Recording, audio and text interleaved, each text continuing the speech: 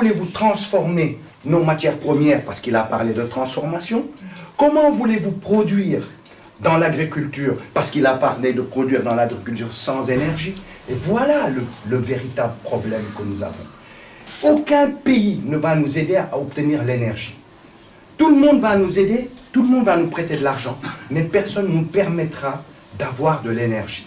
Parce qu'avec cette énergie, on sera indépendant nécessairement, parce qu'on sera transformé.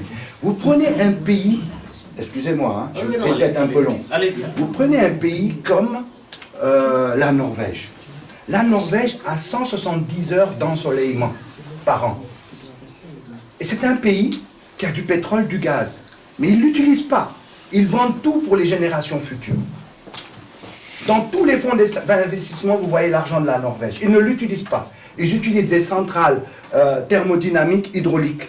Et ils font leur propre énergie propre. Et ils ont beaucoup d'énergie. Et c'est le pays où l'énergie pratiquement est la moins chère.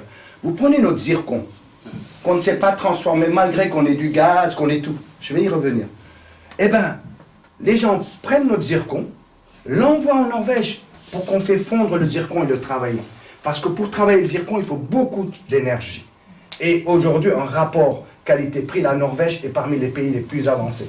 Donc nous avons au Sénégal, et vous ne l'avez pas dit, il faut le répéter, il faut le marteler, il ne suffit pas de dire au Sénégal qu'on a du soleil. Il faut dire qu'on a 3000 heures d'ensoleillement, un des pays les plus ensoleillés au monde. Le bon Dieu nous a donné le soleil. Le Sénégalais ne lève pas la tête, il baisse la tête. Parce que s'il levait la tête 30 secondes, il comprendrait que nos intellectuels, nos personnes devraient aller dans les études pour récupérer cette énergie solaire.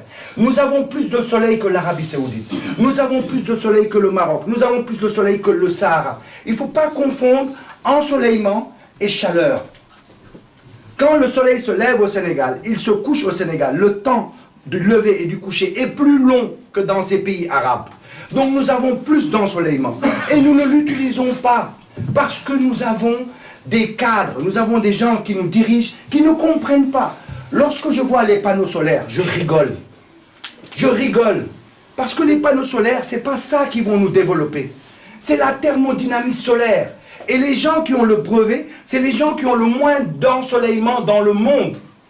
170 heures en Norvège, et c'est eux qui ont le brevet des centrales thermodynamiques solaires. N'attendez pas de la France de l'avoir. La France n'a pas de soleil. Elle ne le développera pas pour nous. La France a tenté une expérience de thermodynamie solaire, de centrale, en Corse. Ils l'ont abandonné parce qu'ils n'ont pas su le gérer. Vous allez en Espagne, vous allez en Italie, vous allez aux États-Unis, dans la Floride et tout ça, ils n'ont que des centrales thermodynamiques solaires. En Espagne, il y en a 400.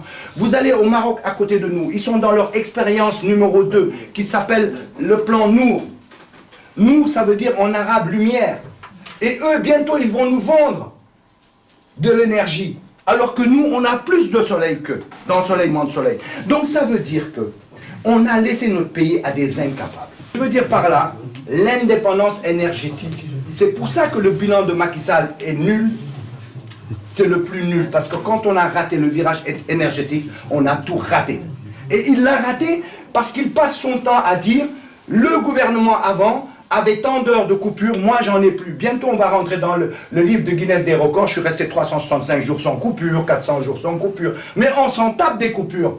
Le problème c'est que l'énergie est chère au Sénégal. On veut avoir de l'énergie en abondance, on est capable d'en avoir. Qui a de l'énergie en abondance aura moins de coupures, et qui a moins de coupures fera vivre. Donc ça veut dire qu'au Sénégal, on ne pourra pas transformer nos industries halieutiques, on ne pourra pas transformer notre agriculture, on ne pourra rien faire. Et on restera dans la pauvreté parce que c'est l'industrialisation du Sénégal qui permettra aux Sénégalais d'avoir du travail, d'avoir des objectifs, de faire vivre leur famille, de vivre, d'avoir de l'argent et de pouvoir se projeter.